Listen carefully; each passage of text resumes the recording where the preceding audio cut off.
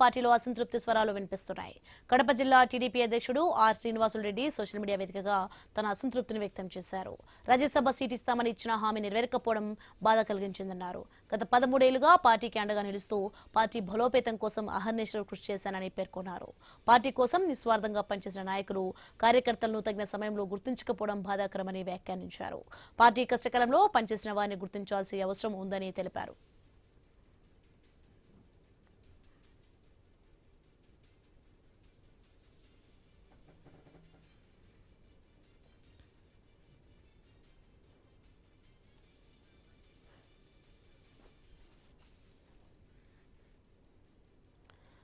Rajya Sabha seat కేటాయింపుపై Telugu Desam పార్టీలో అసంతృప్తి స్వరాలు వినిపిస్తున్నాయి. కడప జిల్లా టీడీపీ అధ్యక్షుడు ఆర్ శ్రీనివాసులరెడ్డి సోషల్ మీడియా వేదికగా తన అసంతృప్తిని వ్యక్తం చేస్తున్నారు. రైట్ ఇదే అంశానికి సంబంధించి మరింత సమాచారం మా ప్రతినిధి కడప నుంచి కడప శర్మ అందిస్తారు. ఫోన్ లైన్లో ప్రసాద్ శర్మ మొత్తానికి రాజ్యసభ సీటు రాకపోవడంపై అసంతృప్తి వ్యక్తం చేస్తున్నారు. కడప జిల్లా అధ్యక్షుడు ఏం జరుగుతుంది ఏంటి అసలు?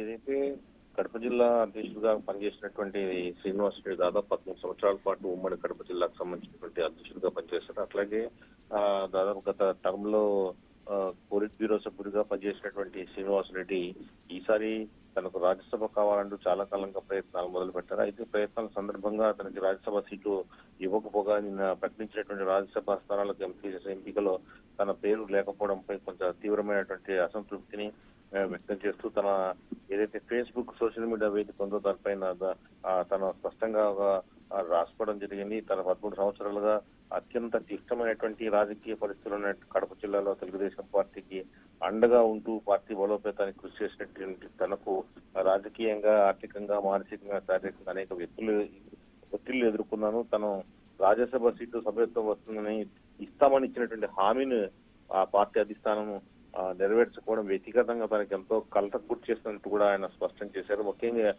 ఇచ్చిన మాటను నిలబెట్టుకోవడం వల్ల తన రాజకీయ జీవితంలో అత్యంత నిరాశ కలిగించిన సంఘటనగా ఆయన పేర్కొనడం జరిగింది. దీంతో శ్రీనివాసరెడ్డి ఈ రకంగా తన ఫేస్బుక్ వాల్ పేపర్ మీద ఈ రకంగా పోస్ట్ చేయడం అనేది కూడా కొంత కలకలం రేపుతుంది. ఒక బాధ్యతాయుతమైనటువంటి పోస్ట్ లో పోలిట్ బ్యూరోగా, తర్వాత జిల్లా అధ్యక్షుడుగా సుదీర్ఘకాలం పనిచేస్తున్న శ్రీనివాసరెడ్డి పార్టీ తనకు ఒక రాజ్యసభ ఇవ్వలేదన్న కారణంతో చేయడం పట్ల కొంత పార్టీ అధిష్టానం కూడా ఈ పరిణామాన్ని పరిశీలిస్తుంది. అట్లాగే శ్రీనివాసరెడ్డికి సంబంధించినటువంటి శ్రీనివాసరెడ్డితో పాటు మరికొంతమంది కూడా రాజ్యసభ సీటును ఆశించారు. వారు కూడా రాకపోవడం పార్టీ అధిష్టానంలో కొంతమంది పెద్దలు వాళ్ళకి ఫోన్ చేసి బుజ్జిగింపు చర్యలు కూడా చేపట్టారు.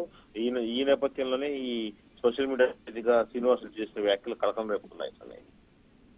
Right, thanks for information Prasad Sharma.